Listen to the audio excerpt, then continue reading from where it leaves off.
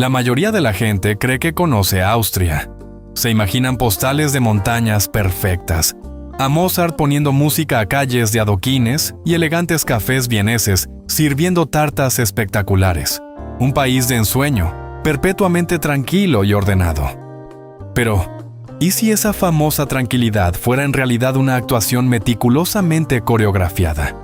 Una fachada grandiosa y hermosa, construida sobre el fantasma de un imperio muerto. Un imperio tan vasto y poderoso que su repentino colapso, hace un siglo, dejó una herida psíquica en el alma de una nación. Lo que ves en la superficie, la arquitectura impecable, los ritmos de vals, las calles disciplinadas, no es toda la historia. Es la elaborada respuesta a una pregunta que Austria se ha estado haciendo desesperadamente durante más de 100 años. ¿Cómo construyes una nueva identidad cuando la antigua te convertía en dueña de media Europa? Esto no es solo un tour por un país hermoso. Esto es una excavación. Vamos a levantar las capas doradas de la nación con la mejor calidad de vida del mundo, para descubrir los secretos, las paradojas y el turbulento legado de un poder que una vez fue. Antes de que podamos entender a su gente, primero debemos entender su tierra y las profundas, a menudo brutales, presiones que la moldearon. Mira un mapa y verás de inmediato la primera y más crucial pista de la identidad de Austria.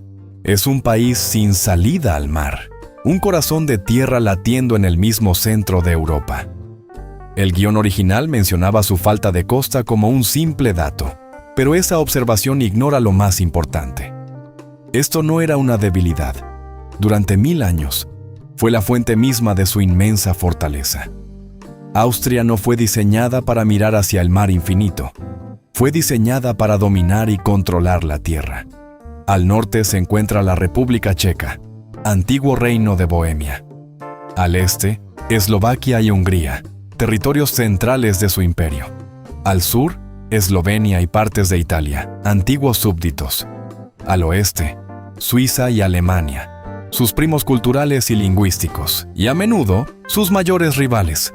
Esta no es solo una lista de vecinos, es un recuento de antiguos súbditos, enemigos acérrimos y aliados complicados. Durante siglos, esta posición central convirtió a Austria en la encrucijada definitiva de las culturas germánica, eslava, húngara y romana. Pero una encrucijada es también, inevitablemente, un campo de batalla. Este destino geográfico forjó una nación que tenía que ser una fortaleza, tanto física como culturalmente. El propio nombre, Österreich, se traduce del alto alemán antiguo como el Reino del Este. Comenzó su vida como la frontera oriental del Sacro Imperio Romano Germánico de Carlomagno, una zona de amortiguamiento militarizada, una marca, contra oleadas de invasores del este, desde los magiares hasta los mongoles. Este papel como baluarte de Europa se consolidó durante su lucha de siglos contra el Imperio Otomano.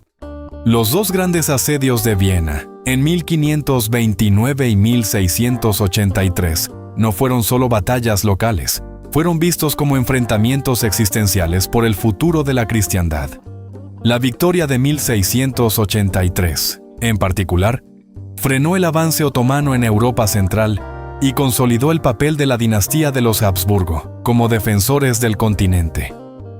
Esta historia está arraigada en la psique austriaca. Un profundo aprecio por el orden, un respeto por la estabilidad y una memoria histórica de haber estado en primera línea. Y en el centro de esta fortaleza continental se encuentra su centro de mando, Viena. El río Danubio, como se ha señalado, corta la ciudad en dos. Pero este río no era simplemente un rasgo geográfico. Era la sangre vital de un imperio, una superautopista estratégica que conectaba la Selva Negra de Alemania con el Mar Negro, fluyendo majestuosamente frente a la puerta del emperador. Transportaba ejércitos, comercio e ideas. Cuando caminas por Viena hoy, no estás solo en la capital de un país de 9 millones de personas. Estás caminando por el corazón administrativo de una superpotencia desaparecida que una vez gobernó a más de 50 millones de personas, una docena de etnias y una multitud de idiomas. Cada piedra monumental, cada estatua imponente, Cada palacio ostentoso susurra una historia de ese pasado imperial, un pasado con el que la Austria moderna tiene una relación profundamente complicada y a menudo contradictoria. Esa superficie pulida, tranquila, casi serena que ves hoy, es el resultado de un esfuerzo consciente, deliberado y, a veces, doloroso por gestionar el legado de ese fantasma colosal y omnipresente. Viena es, de manera constante y casi aburrida, clasificada como la ciudad más habitable del mundo. Pero este codiciado título no es un accidente de la historia ni una gracia cultural innata. Es una obra maestra de la ingeniería social, y sus raíces se encuentran en un pasado sorprendentemente radical, incluso revolucionario.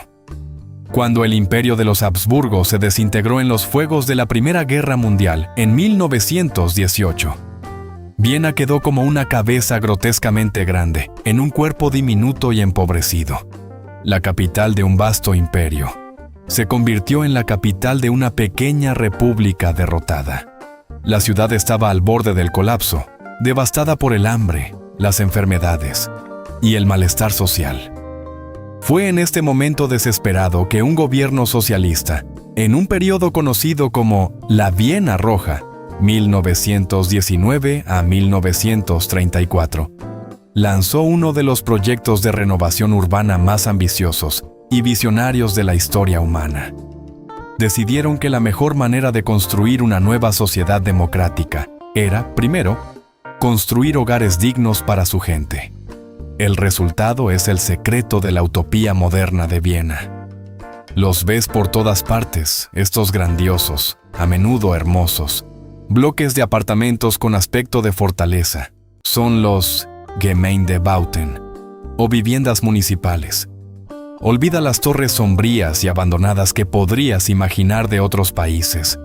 Estas eran declaraciones arquitectónicas, palacios para el pueblo, construidos con amplios patios verdes, guarderías integradas, bibliotecas, lavanderías, clínicas e incluso teatros. Hoy, casi una cuarta parte de los 2 millones de residentes de Viena vive en estos apartamentos subvencionados, lo que los aísla de los brutales mercados de alquiler que asolan otras grandes ciudades. Esta única política de hace un siglo es la base de la legendaria asequibilidad y la notable cohesión social de la ciudad. Es la razón principal por la que no ves los mismos niveles de pobreza visible o desesperación que marcan las calles de París, Londres o Nueva York. Esta obsesión por diseñar una alta calidad de vida se extiende a cada faceta de la ciudad. El agua que bebes de las fuentes gratuitas con energía solar mencionadas en el metraje original no es solo agua del grifo filtrada. Es agua de manantial alpino prístina, canalizada directamente desde las montañas, a 120 kilómetros de distancia, a través de 2 monumentales acueductos del siglo XIX. El agua es tan pura, que califica como agua mineral, un lujo entregado gratuitamente a cada hogar. El sistema de transporte público no es solo eficiente, es un contrato social. Por solo 365 euros al año, ¿un solo euro al día? Obtienes acceso ilimitado a una red impecable y puntual de tranvías, autobuses y metros. Esto no es una política de transporte, es una declaración política de que cada ciudadano, independientemente de sus ingresos, tiene derecho a moverse libremente y participar plenamente en la vida de su ciudad. El orden que presencias no se trata solo de una cultura disciplinada. Se trata de un sistema diseñado para funcionar tan perfectamente que simplemente no hay razón para el caos. Pero aquí, en este paraíso socialdemócrata, yace la gran paradoja vienesa. Esta máquina perfectamente funcional e igualitaria opera enteramente dentro del opulento y aristocrático caparazón de un imperio autocrático desaparecido. Los relucientes metros pasan por debajo de palacios imperiales. Las viviendas sociales se alzan a la sombra de monumentos a generales conquistadores y poderosos arzobispos. Es una ciudad donde un corazón socialista late con fuerza dentro de un cuerpo imperial. Una tensión constante, silenciosa y fascinante entre el mundo jerárquico que fue y el mundo igualitario que deliberadamente eligió convertirse. Para entender verdaderamente Viena, tienes que aprender a leer su arquitectura, a descifrar los mensajes codificados en sus propias piedras. Durante más de 600 años, una familia extraordinaria gobernó desde esta ciudad, los Habsburgo. No eran solo monarcas, eran una marca corporativa, una dinastía que dominó el arte de acumular poder, no principalmente a través de la guerra, sino a través de matrimonios estratégicos y, lo más importante, a través de una abrumadora propaganda tallada en piedra. Su famoso lema lo dice todo: Bella gerant ali, tu felix Austria nube. Que otros hagan la guerra, tú feliz Austria, cásate. El Palacio de Hofburg es la máxima expresión de esta ambición. No es un edificio único y coherente. Es un complejo en expansión de 2.600 habitaciones, una acumulación caótica de alas y patios añadidos por diferentes emperadores durante 6 siglos, cada uno tratando de superar al anterior. Es una línea de tiempo física del ego creciente de una dinastía. Cuando te paras en la Heldenplatz central, la Plaza de los Héroes, flanqueado por sus inmensas alas curvas, estás destinado a sentirte pequeño. Estás destinado a ser intimidado hasta la sumisión por el poder abrumador del Estado. Este era el código de los Habsburgo, la arquitectura como un instrumento de control psicológico. Este código está escrito por toda la ciudad. La famosa Ringstrasse, el gran bulevar que rodea el centro de la ciudad, no se construyó para paseos agradables. Se construyó a mediados del siglo XIX, después de que el emperador ordenara derribar las antiguas murallas medievales de la ciudad. Su enorme anchura y gran escala tenían un doble propósito. En la superficie era un escaparate de prestigio imperial, pero debajo de eso tenía un propósito militar claro: hacer imposible que la inquieta población de la ciudad construyera barricadas, como lo habían hecho durante las revoluciones de 1848. Los magníficos edificios que la bordean, el parlamento de estilo griego para evocar la democracia, pero una versión imperial de ella, el ayuntamiento gótico, la ópera estatal neorrenacentista, eran un mensaje deliberado y coordinado del emperador Francisco José a sus súbditos. Mirad la cultura, el poder y la inimaginable riqueza de mi imperio. No os atreváis a desafiarme, pero si miras más de cerca, puedes ver las trágicas grietas en esta fachada dorada.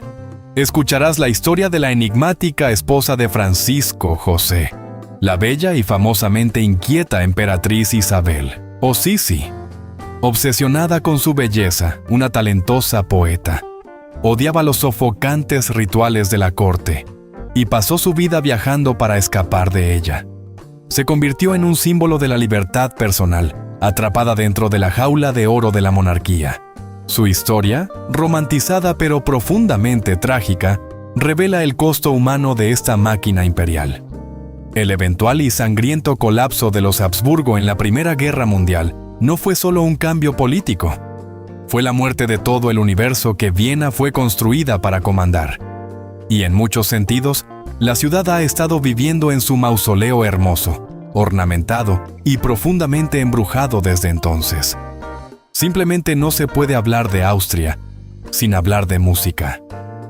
El video original menciona a Mozart, pero él fue solo una estrella brillante en una constelación resplandeciente.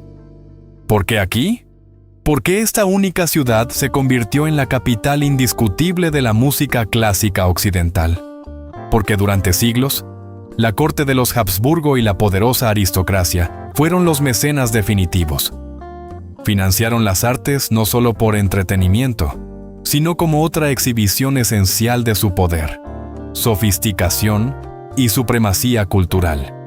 Esta increíble concentración de riqueza, ambición y audiencias exigentes creó el ecosistema perfecto para que genios como Haydn, Beethoven, Schubert y la dinastía Strauss florecieran.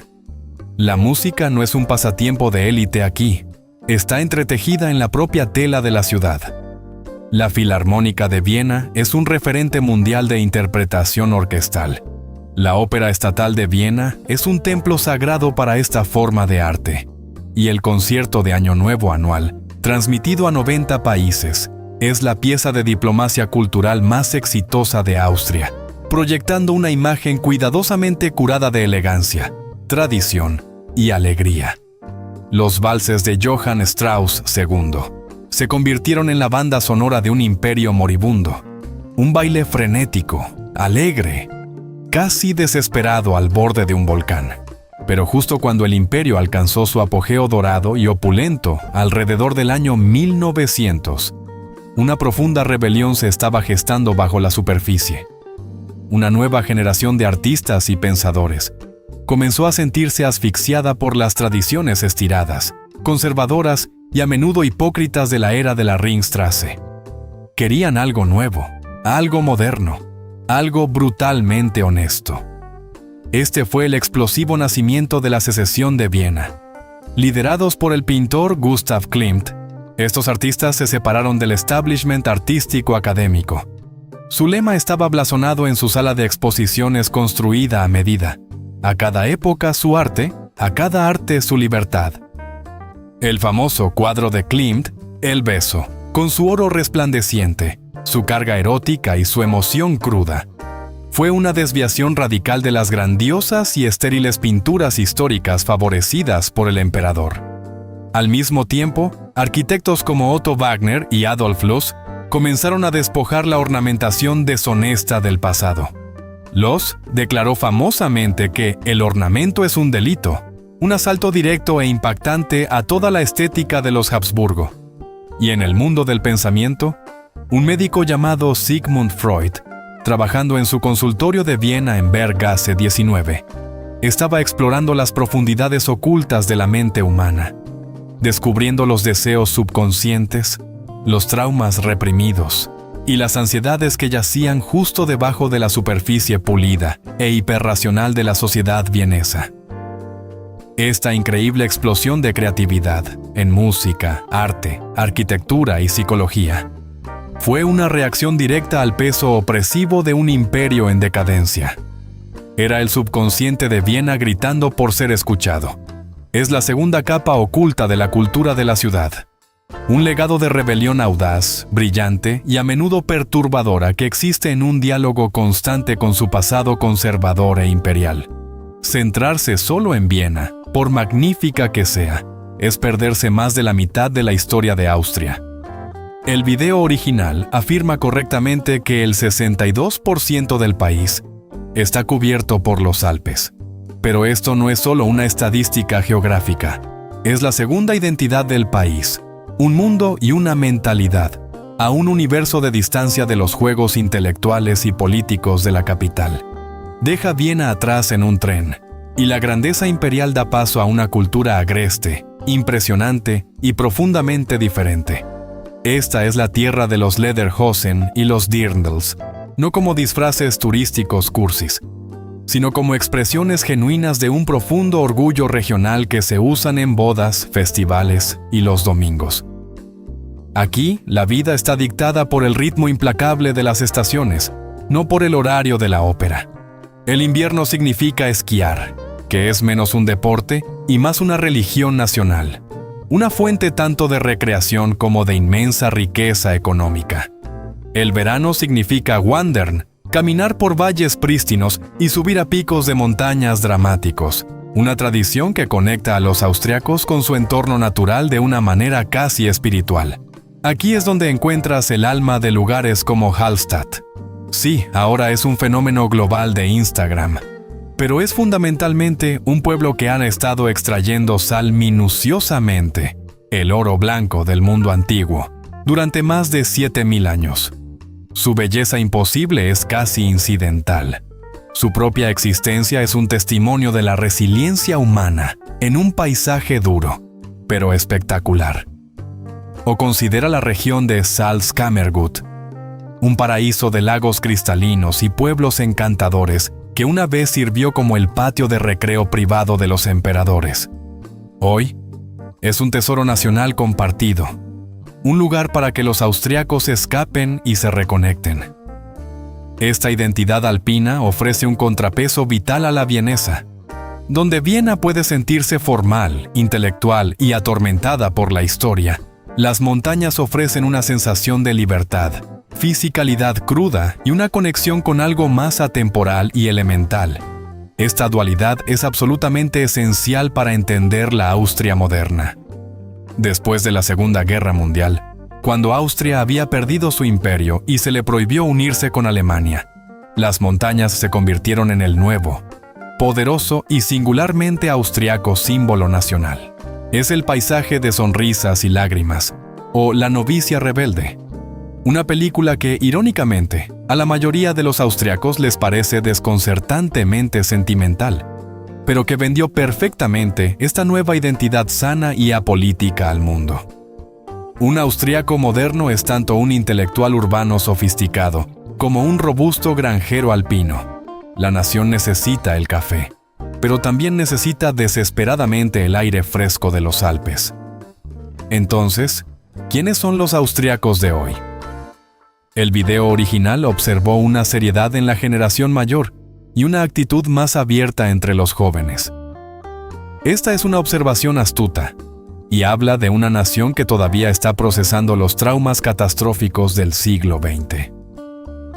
Después de su anexión por la Alemania nazi y su complicidad en el Holocausto, Austria se enfrentó a un difícil ajuste de cuentas de posguerra. Durante décadas, se aferró a la narrativa de ser la primera víctima de Hitler. Solo en los últimos años ha comenzado un autoexamen más honesto y doloroso. El país reconstruyó su identidad sobre el principio fundamental de la neutralidad perpetua, consagrado en el Tratado de Estado de Austria de 1955, que puso fin a la ocupación aliada. Esto creó una cultura que valora el consenso, la asociación social y evitar el conflicto. Este enfoque tranquilo, diligente y basado en el consenso es el motor de la notable economía moderna de Austria. Más allá de las famosas marcas de consumo como Red Bull y Swarovski, yace una poderosa base industrial de empresas Mittelstand, los campeones ocultos de la economía global. A menudo son empresas familiares de tamaño mediano, que son líderes mundiales indiscutibles en nichos de mercado altamente especializados, produciendo de todo, desde remontes de alta tecnología y tuneladoras, hasta componentes de motor de precisión para los coches de lujo del mundo. No aparecen en los titulares, pero proporcionan el empleo estable y de alta calidad, que sustenta la legendaria prosperidad del país. ¿Sientes este deseo de estabilidad en la cultura? El concepto de Gemütlichkeit es clave. Es una palabra intraducible que significa más que solo acogedor. Es un sentimiento cultivado de calidez, amabilidad y profundo contentamiento. Se encuentra en los famosos cafés vieneses, que no son lugares para un rápido chute de cafeína, sino que están protegidos por la UNESCO como Patrimonio Cultural Inmaterial. Son salas de estar públicas donde puedes sentarte durante horas con una sola taza de café, leyendo los periódicos proporcionados, y nadie te apresurará jamás. Es una cultura que valora activamente tomarse el tiempo, la reflexión y el confort tranquilo por encima de la productividad implacable. Sin embargo, esta Austria cómoda, estable y a menudo insular se enfrenta a los profundos desafíos del siglo XXI. Como nación rica en el corazón de Europa, se ha convertido en un importante destino para inmigrantes y refugiados, particularmente de la antigua Yugoslavia durante las guerras de los Balcanes, de Turquía y más recientemente, de Siria y Afganistán. Esto ha hecho que ciudades como Viena sean mucho más diversas y vibrantes de lo que parecen a primera vista, trayendo nuevas comidas, nuevos idiomas y nuevos, a menudo acalorados, debates sobre la identidad nacional. También ha impulsado el ascenso del Partido de la Libertad de extrema derecha, creando profundas tensiones políticas que hierven a fuego lento justo debajo de la plácida superficie. La generación más joven, nacida en este próspero y multicultural estado miembro de la UE, naturalmente tiene una perspectiva diferente. Son más globales, más liberales y menos agobiados por los fantasmas del pasado. Pero ellos, y el país en su conjunto, todavía viven dentro del magnífico marco creado por siglos de historia. Son los herederos de una capital imperial, una utopía socialista, una superpotencia musical, una nación alpina y un estado europeo moderno, complejo y a veces conflictivo. El austriaco de hoy es una silenciosa paradoja, una persona que disfruta de una vida perfectamente diseñada, todo mientras vive en el museo más magnífico y más embrujado del mundo. Así que volvemos a Viena. No es solo una ciudad de edificios hermosos, sino una lección viva y palpitante de cómo una nación puede reinventarse a sí misma. Eligió convertir las herramientas de un viejo imperio, el orden, la gran ingeniería y un enfoque obsesivo en la calidad, en un sistema que sirve a sus ciudadanos, creando posiblemente la mejor calidad de vida urbana del planeta. Austria nos enseña que el pasado de una nación nunca muere del todo. Resuena en las calles, informa el arte, da forma al presente y desafía constantemente el futuro. Es una profunda historia sobre aprender a vivir con tus fantasmas y, en el proceso, construir un hogar extraordinario, cómodo y profundamente civilizado entre ellos. ¿Qué parte de la historia oculta de Austria te sorprendió más? ¿Fueron los orígenes socialistas radicales de su ciudad perfecta o el espíritu rebelde de sus artistas mundialmente famosos? Comparte tus pensamientos o preguntas en los comentarios. Si este viaje te abrió los ojos a una nueva forma de ver un país, considera compartir este video con otro viajero al que le encante mirar más allá de la superficie. Y para más inmersiones profundas en los lugares más fascinantes del mundo, asegúrate de suscribirte. Gracias por acompañarme en esta excavación.